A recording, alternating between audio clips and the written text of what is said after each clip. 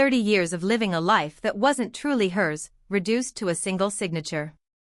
As the sun dipped below the horizon, it seemed to carry away the weight of a past that never belonged to her.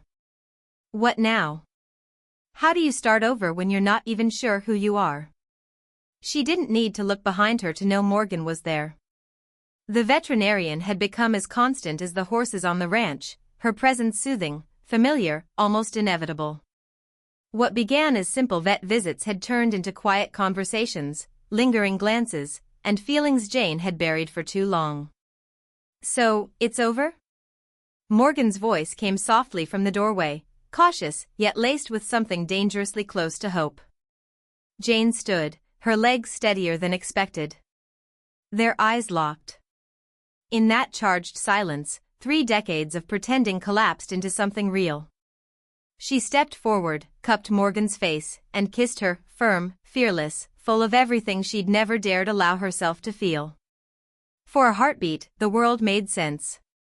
Then, her phone buzzed. Reality snapped back.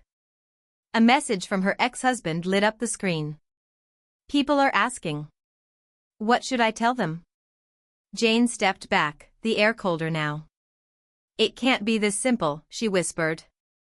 Morgan's reply was quiet but steady. Nothing worth having ever is. But sometimes, the hardest part of freedom is letting yourself be free.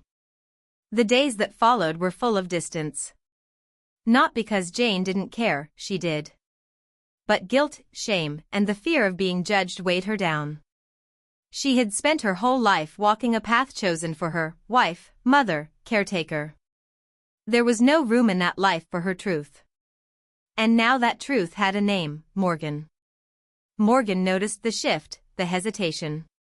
So she stepped back, gave Jane space. But the distance only made things worse. The ranch felt hollow without her. Every sunrise, every quiet moment felt unfinished. Until one afternoon, Jane saw Morgan by the fence line, watching the horses. No more running. She crossed the field and stopped in front of her. I need to stop running. Morgan turned, surprised but hopeful. Then stop. And Jane did. She reached for Morgan, pulled her close, and kissed her like the world had finally aligned. It wasn't urgent, it was honest. When they broke apart, breathless, Morgan smiled. Who says we have to rush? The wind carried their laughter as the sun slipped away. And in its place, a new beginning unfolded, quiet, certain, and completely their own.